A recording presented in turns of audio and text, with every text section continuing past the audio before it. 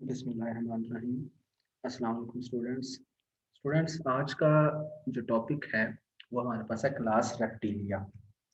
Class reptilia की जो super class है वो टेट्रापोडा है। मेन इसमें जितने भी मेंबर होंगे वो चार अपेंडेजेस वाले होंगे, मीन उनके चार पाँव होंगे। हाँ, एक्सेप्शंस मौजूद हो सकती हैं बट मोस्टली मेंबर्स जो हैं वो क्या हैं, टेट्रापोड हैं, मीन चार पाँव रखने वाले हैं, ये चार अपेंडेजेस हैं उनके। तो इसके हम करेक्टर्स की बात करते हैं। क्लास रेप्टिलिया के जो मेंबर हैं उन्हें रेप्टाइल्स कहते हैं। यहाँ पर हमें मुख्तलिफ तरह के रेप्टाइल्स नजर आ रहे हैं। Crocodiles, skink, turtle, tortoise, chameleon, gecko, snake, ये मुख्तलिफ तरह के लिजर्ड, ये मुख्तलिफ तरह के रेप्टाइल्स नजर आ रहे हैं। पहले तो हम रेप्टाइल की डिफाइन कर लेते हैं। रेप्टाइल के reptile the animals which creep on their belly on the ground, यानी ऐसे एनिमल्स जो कि जमीन पर अपने पेट के बल रेंगते हैं, क्रीप करते हैं अपने अपेंडिजीज की मदद से, हम उन एनिमल्स को रेप्टाइल्स कहते हैं। उसके बाद जो है रेप्टाइल्स के हम करेक्टर्स की बात करें तो reptiles are completely adapted on land, यानी एम्फीबियंस जो इनसे पहले थे, एम्फीबियंस के अंदर यानी कि जो फिशेस थी वो कंप्लीटली वाटर के अंदर थी। एम्फीबियंस जो थे वो पार्शली, मतलब कह लें हाफ को, अपनी जिंदगी का कुछ हिस्सा जो है वो वाटर में रहते थे, जिंदगी का कुछ हिस्सा वो लैंड इन्वायरमेंट में रहते थे। जबकि जो रेप्टाइल्स हैं, ये रेप्टाइल्स ऐसे, इनमें ये मेंबर ऐसे हैं जो वाटर पे डिपेंड ना भी करें तो इनकी जिंदगी गुजर जाती है। मीन ये जब पैदा होते हैं तो ये लैंड इन्वायरमेंट में ही पैदा होते हैं और लैंड इन्वायरमेंट पे ही ये पलते हैं और जवान होते हैं। तो reptiles are completely adapted on land, mean ये लैंड पर ही कंप्लीटली अडेप्ट हो गए हैं। ये फर्स्ट कह रहे वर्टिब्रेट्स हैं जो लैंड पर कंप्लीटली अडेप्ट हुए हैं। उसके बाद जो है टेरेस्ट्रियल अडेप्टेशन, यानी लैंड इन्वायरमेंट को हम टेरेस्ट्रियल इन्वायरमेंट भी कहते हैं, खुश्की का जो माहौल है जहाँ पे हम रह रहे हैं। और टेरेस्ट्रियल अडेप्टेशन इन रेप्टाइल्स, तो हम देखते हैं कौन कौन सी अडेप्टेशन हैं या कौन कौन से करेक्टर्स हैं रेप्टाइल्स के जो इन्होंने टेरेस्ट्रियल इन्वायरमेंट पे आके अपनाए हैं। तो इनके अंदर जो है कॉपुलेटरी ऑर्गन्स, कॉपुलेटरी ऑर्गन्स ऐसे ऑर्गन्स होते हैं जो रिप्रोडक्शन के लिए ज़रूरी होते हैं। मीन मगर मेल के कॉपुलेटरी ऑर्गन की बात करें तो मेल के अंदर कॉपुलेटरी ऑर्गन का काम ये होता है कि वो स्पर्म्स को फीमेल की बॉडी में ट्रांसफर करता है। तो कॉपुलेटरी ऑर्गन्स वो ऑर्गन्स है जो कॉपुलेशन के लिए ज़रूरी है, जो रिप्रोडक्शन के लिए ज़रूरी होते हैं।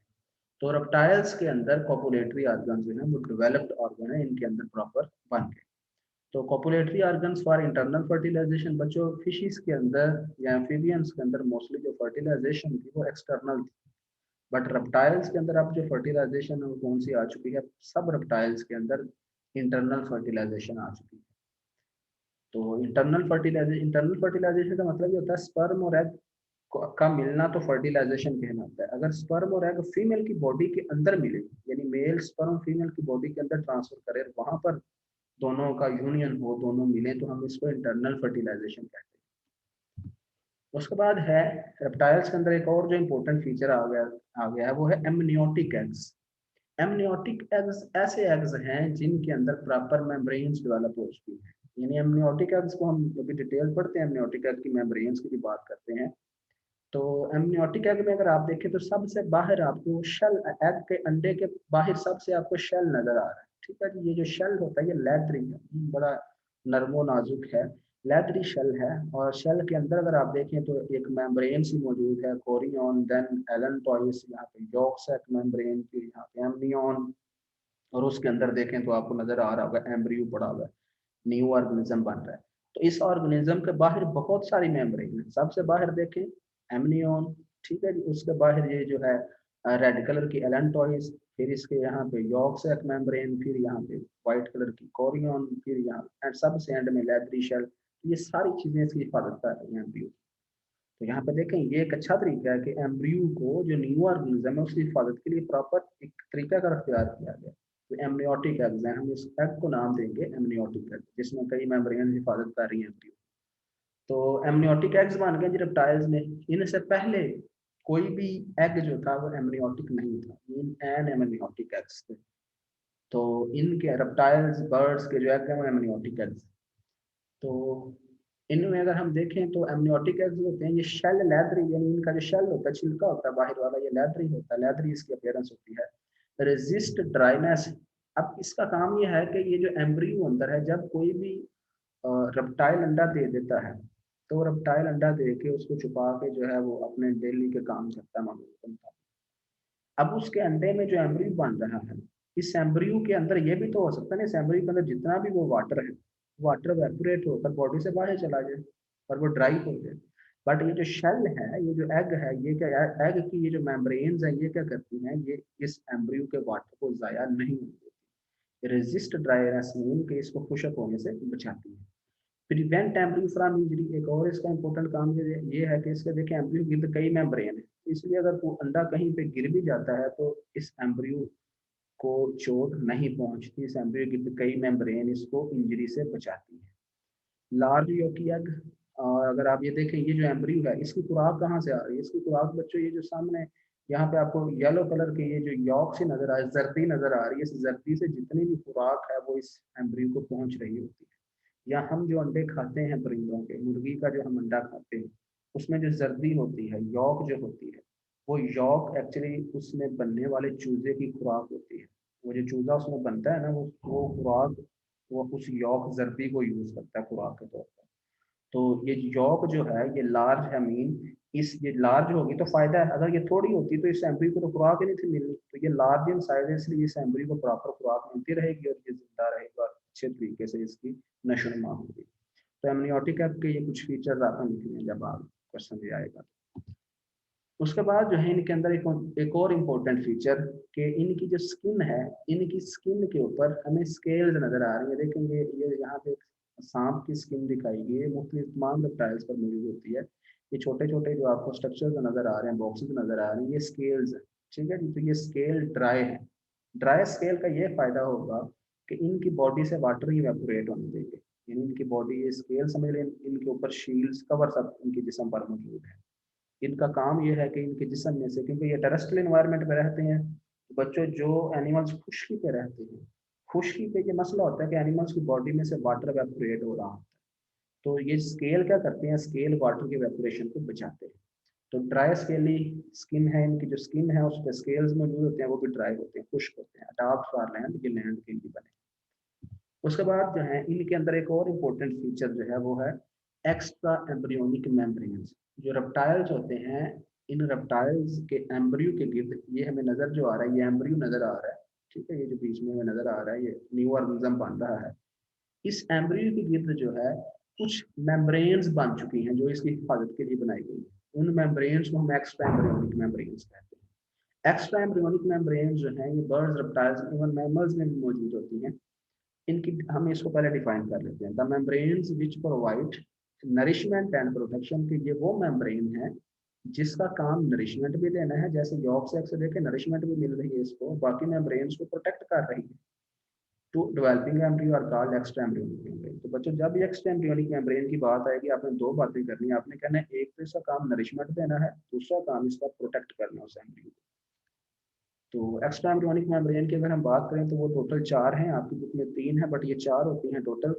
तो अगर हम बात करें सबसे पहली amnion, amnion around embryo encloses amniotic fluid. ये देखें, ये हमें नजर आ रहा है, ये जो हमें नजर आ रही है ये एम्ब्रियो नजर आ रहा है, ठीक है जी।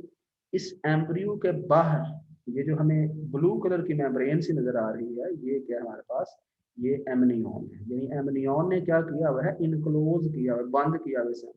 इसके अंदर ये जो फ्लूइड फ्लूइड सा भरा हुआ ये है एमनियोटिक फ्लूइड। दूसरे नंबर पर एलेंटोइस स्टोर वेस्ट। अब जितने भी वेस्ट बन रहे हैं इस एम्ब्रियो के अंदर, सेल्स में जाहिर बात है मेटाबॉलिज्म चल रहा है तो वेस्ट बन रहे होंगे।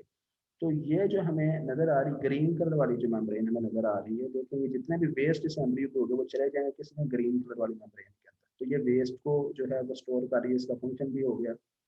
उसके बाद तीसरी जो मेम्ब्रेन है वो है chorion below shell for gas exchange. तो कोरियन जो है ये शेल के नीचे है, ये देखिए ये सबसे बाहर शेल होता है, और शेल के नीचे जो पिंक कलर की मेम्ब्रेन नजर आ रही है, ये क्या हमारे पास है, कोरियन हमें नजर आ रही है। तो इसके जरिए जो है वो गैसेस एक्सचेंज और अमीन बाहर कार्बन डाइऑक्साइड भेजी जाती है और अंदर ऑक्सीजन खींची जाती है।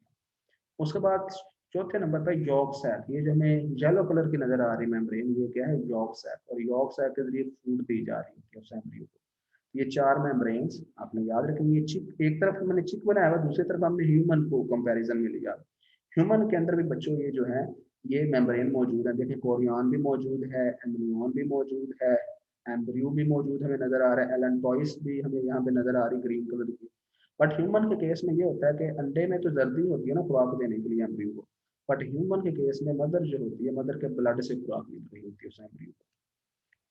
बट ह्यूमन, फिर इससे पता ये चला कि ह्यूमन के अंदर भी एक्स्ट्रा एम्ब्रियोनिक मेम्ब्रेन्स मौजूद है। तो ये आपने याद रखना है, रेप्टाइल्स, बर्ड्स और मैमल्स, इनके अंदर एक्स्ट्रा एम्ब्रियोनिक मेम्ब्रेन्स मौजूद होती है।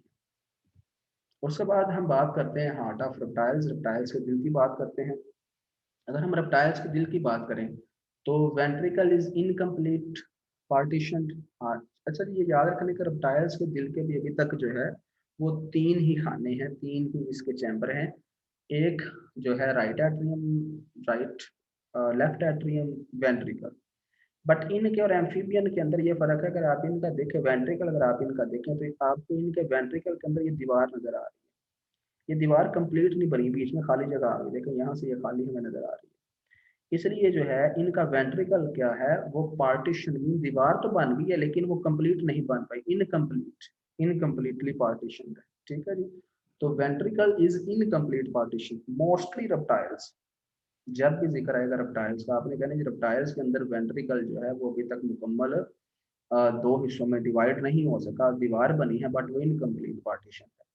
लेकिन एक ऐसा रेप्टाइल है, एक रेप्टाइल्स का ऐसा ग्रुप है जिसके अंदर वेंट्रिकल कंप्लीटली पार्टीशन होता है। ये भी एमसीक्यू के लिए बहुत इंपॉर्टेंट है, बड़ी दफा पूछा जा चुका है कि ऐसे कौन से रेप्टाइल हैं जिनके वेंट्रिकल कंप्लीटली डिवाइडेड है, ये कंप्लीटली पार्टीशन है। तो crocodile, ventricle is completely partition. Crocodile में देखें अगर आप, तो क्रोकोडाइल का हार्ट दिखाया गया है, ये देखें वेंट्रिकल के अंदर ये पार्टीशन स्टार्ट हो रही है, कंप्लीटली एंड तक गया हुआ है। मेन वेंट्रिकल फिर दो हिस्सों में डिवाइड हो चुका है, एक वेंट्रिकल ये, दूसरा ये। वहां पे अगर आप देखें तो ये एक ही वेंट्रिकल है। एक वेंट्रिकल इसने दो तो तब बना था जब दीवार मुकम्मल होती, इसलिए ये एक ही वेंट्रिकल है। बाकी मोस्टली रेप्टाइल्स के अंदर वेंट्रिकल एक है बट वो इनकम्प्लीटली पार्टीशन। बट क्रोकोडाइल्स का जो ग्रुप है, एलिगेटर्स का जो ग्रुप है, उनका वेंट्रिकल कंप्लीटली डिवाइडेड है। तो अगर हम इनके फिर हार्ट के चैम्बर की बात करें क्रोकोडाइल की, तो वो कितने होंगे, 4 ही होंगे, 2 एट्रिया एंड 2 वेंट्रिकल, एक और दो। तो जब क्रोकोडाइल्स की बात होगी तो बच्चों क्रोकोडाइल्स के दिल के 4 खाने हैं। मोस्टली जब रेप्टाइल्स की बात होगी, लिजर्ड, स्नेक वगैरह की, तो उनके दिल के 3 खाने हैं, याद रखना आपने। उसके बाद जो है लिम्स ऑफ रेप्टाइल्स, रेप्टाइल्स की लिम्स की बात करें तो रेप्टाइल्स के अंदर लिम्स जो है इनका फंक्शन का, लिम्ब मीन जो लेग्स की बात हो रही है, रेप्टाइल्स के जो लिम्स हैं इनका फंक्शन ये होता है कि रेप्टाइल अपने लिम्स की मदद से वॉक करते हैं या अपने लिम्स की मदद से तेजी से चलते हैं। तो बेटर डेवलप्ड लिम्ब, रेप्टाइल के जो लिम्स होते हैं वो एम्फीबियन से अच्छे डेवलप्ड हैं, तेजी से चल सकते हैं एम्फीबियन की निस्बत। लिम्स वेल डेवलप्ड फॉर या well adopted for efficient locomotion, के लिम्स की मदद से ये बड़ी तेजी के साथ लोकोमोशन कर सकते हैं। बट स्नेक को हम देखें तो स्नेक के अंदर कोई लिम्ब नहीं है। ठीक है, some reptiles have no limbs, for example snake, snake के अंदर हमें कोई भी लिम्ब वगैरह नजर नहीं आ रहा, है अपने बेली के जरिए जो है ना मूव कर रहा था कंप्लीट।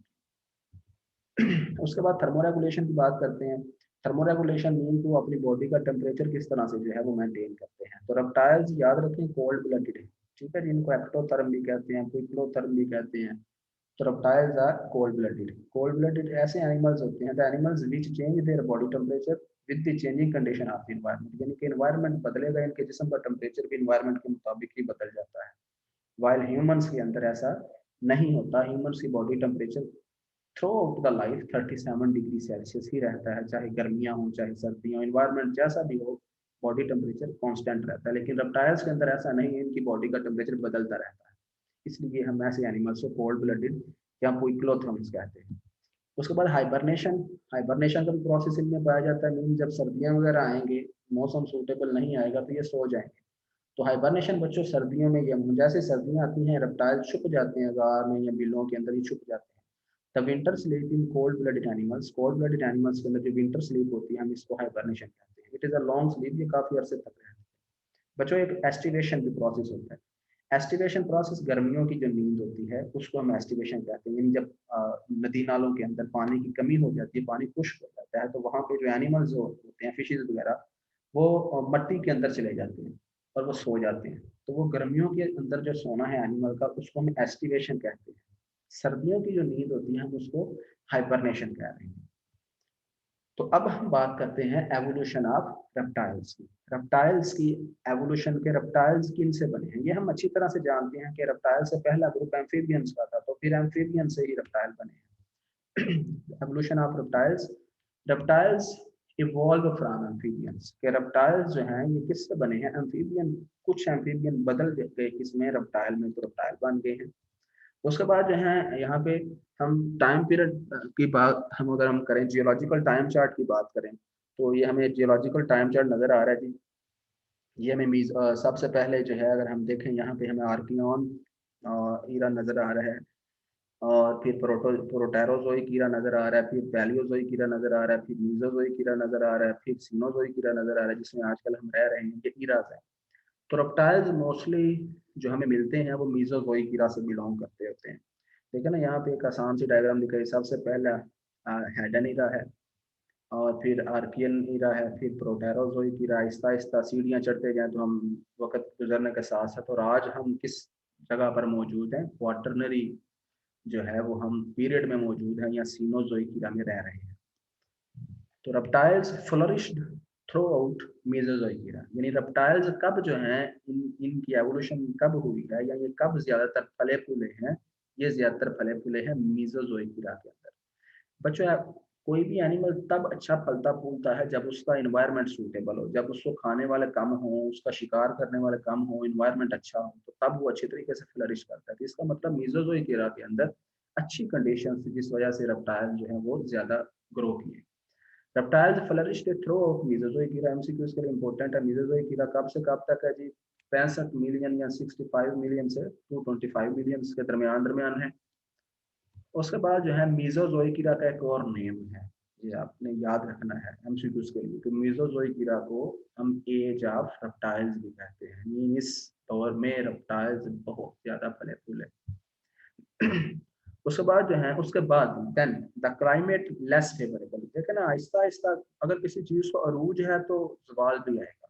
रेप्टाइल जो फ्लरिश हुए थे तो फिर कोई ना, फिर आहिस्ता आहिस्ता इनको जवाल भी आया था। The climate less favourable in the tertiary period, यानी जब टर्शरी पीरियड आया तो उसमें क्लाइमेट जो है वो लेस फेवरेबल था। देखें हम यहाँ पे देख लेते हैं टर्शरी पीरियड को।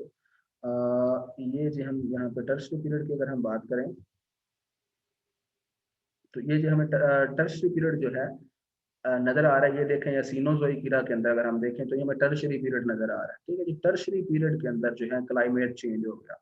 जब क्लाइमेट चेंज हुआ तो वो क्लाइमेट रेप्टाइल के लिए अच्छा नहीं था, इसलिए रेप्टाइल जो है वो इतने ज्यादा फले फूले नहीं। और फिर क्या हुआ, most of the extinction, reptile मरना स्टार्ट हो गए। ठीक है जी, कुछ बात थ्योरीज हैं जी, जो है ना कुछ कहकशां जो है वो गिरे थे, या कोई भी समय आसमानी जो है वो स्टार्स गिरे थे, मुख्तलिफ तरह की थ्योरीज मौजूद हैं, या वास्ट थ्योरीज कुछ कहते हैं जी मौसम चेंज हो गया। तो बट जो भी है रेप्टाइल्स के लिए वो फेवरेबल इन्वायरमेंट नहीं था, जिस वजह से रेप्टाइल्स जो है वो टर्शरी पीरियड में मरना स्टार्ट होकर मोस्ट ऑफ द बहुत सारे रेप्टाइल्स स्पीशीज इस दौर में मर गए। तो ये भी आपने याद रखना एमसीक्यूज के लिए कि एक्सटिंक्शन किस पीरियड में हुई है, टर्शरी पीरियड। उसके बाद ग्रुप ऑफ रेप्टाइल्स, बच्चों कहा यह जाता है कि रेप्टाइल्स के मरने से पहले, एक्सटिंक्ट होने से पहले बहुत ज्यादा ग्रुप्स थे, डजन्स लाइन्स, मीन इनके कई दर्जन इनकी जो है वो कह लें इकसाम थी, रेप्टाइल्स के ग्रुप्स थे। लेकिन वो तब क्योंकि एक्सटिंक्शन हो स्टार्ट हो गई, और फिर उसके बाद आज जो हमें ग्रुप मिल रहे हैं वो कितने मिल रहे हैं, सिर्फ 4 ग्रुप्स, यानी बहुत सारे ग्रुप्स जमीन से खत्म हो चुके हैं, सिर्फ 4 ग्रुप आज हमें रेप्टाइल से मिलते हैं। ये भी एमसीक्यू के लिए इंपॉर्टेंट पॉइंट है कि रेप्टाइल्स के जो प्रेजेंट ग्रुप है वो 4 ग्रुप्स हैं। तो modern reptiles have been derived from, जो आजकल के रेप्टाइल हमें नजर आ रहे हैं वो किससे बने हैं, वो डायनासोर की नस्ल से आए हैं। तो डायनासोर्स की अगर हम बात करें तो डायनासोर जो हैं were present in Jurassic period, dinosaur किस पीरियड में मौजूद थे, जो जुरासिक में एंड क्रिटेशियस पीरियड। ये भी आपने याद रखना है, डायनासोर कौन कौन से पीरियड में मौजूद, डायनासोर एक्सटिंक्ट हो चुके हैं, जमीन से खत्म हो चुके हैं मुकम्मल तौर पर, लेकिन ये मौजूद तो थे, तो कौन से पीरियड में थे जी, जुरासिक और क्रिटेशियस। उसके बाद 4 ग्रुप्स ऑफ लिविंग रेप्टाइल, जो आज हमें नजर आ रहे हैं लिविंग रेप्टाइल्स, इनके जो 4 ग्रुप हैं वो कौन कौन से हैं, या 4 ऑर्डर कौन कौन से हैं। तो पहला ग्रुप जो है, या पहला जो ऑर्डर है, उसमें लिजर्ड एंड स्नेक्स आ जाते हैं। तो लिजर्ड हमें, ये लिजर्ड का भी हमें पता है, ये स्लो वर्म है। ठीक है, ये स्लो वर्म हमें नजर आ रही है लिजर्ड। और ये हमें मुख्तलिफ तरह के स्नेक्स वगैरह नजर आ रहे हैं, और ये भी लिजर्ड्स हमें नजर आ रही है, कैमलियन वगैरह। दूसरा जो ग्रुप है वो है टॉर्टोरा ग्रुप। टॉर्टोरा जो ग्रुप है इसको स्पिनोडोन भी कहते हैं। बच्चों ये बहुत प्रिमिटिव रेप्टाइल है, ठीक है, ये लिजर्ड नहीं है, लिजर्ड की तरह का है। लिजर्ड के अंदर तमाम छिपकलियां आ जाती हैं, बट ये लिजर्ड की तरह का एनिमल है। ये बहुत पुराने रेप्टाइल हैं, और ये इतने पुराने हैं कि इनके अंदर बहुत कम चेंज हुआ है, mean survived up to today with little change. ये आज तक जिंदा है और इनके अंदर तब्दीलियां इतनी नहीं हैं। और ये हमें कौन से मुल्क के अंदर मिलते हैं? न्यूजीलैंड के अंदर। ये दूसरा ग्रुप है रेप्टाइल्स। तीसरा जो ग्रुप है वो क्रोकोडाइल्स का ग्रुप है जी। क्रोकोडाइल्स की बहुत सारी किस्में, एलिगेटर वगैरह जो हैं, क्रोकोडाइल्स। और these are offshoot. Offshoot mean branch of the stock from which modern birds were. हम ये कहते हैं कि रेप्टाइल से बर्ड्स बने हैं। तो बर्ड्स किससे निकले हैं? बर्ड्स बने हैं जी क्रोकोडाइल्स में एवोल्यूशन होने से। याद रखना आपने एमसीक्यूज के लिए कि बर्ड्स जो है, बर्ड्स की जो ब्रांच है वो किससे निकली है? क्रोकोडाइल की एवोल्यूशन से। उसके बाद है चौथा जो ग्रुप है, जो लिविंग आज जो हमें रेप्टाइल्स नजर आ रहे हैं, टॉर्टोइज एंड टर्टल्स का ग्रुप। टॉर्टोइज और टर्टल में फर्क होता है। टॉर्टोइज जो है ये लैंड इन्वायरमेंट में रहते हैं, वो कछुए जो लैंड इन्वायरमेंट में रह रहे हैं वो टॉर्टोइज है, और वो कछुए जो पानी में रहते हैं, एक्वाटिक इन्वायरमेंट में रहते हैं, उनको टर्टल्स कहते हैं। ये भी याद रखना आपने।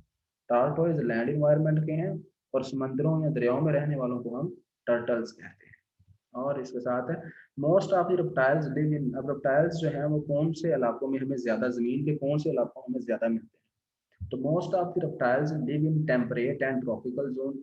ट्रॉपिकल कहते हैं गर्म इलाकों को, टेम्परेट कहते हैं नॉर्मल मोतदल इलाके जहाँ पे नॉर्मल टेम्परेचर रहता है। तो ज्यादातर हमें रेप्टाइल सबसे ज्यादा हमें ट्रॉपिकल जोन में मिलते हैं। वहाँ पे कंडीशन अच्छी होती है इनके सर्वाइव करने के लिए, टेम्परेचर अच्छा है। और उससे कम हमें टेम्परेट में, और बहुत बहुत थोड़े जो रेप्टाइल हैं हमें पोलर रीजन्स में मिलते हैं। तो ज्यादातर अगर ऑप्शन आ जाए तो आपने, यानी मोस्ट फेवरेबल कंडीशन कौन सी है? ट्रॉपिकल, और उससे कम टेम्परेट। और इसके साथ ही जो टॉपिक है ये खत्म हुआ। Thank you.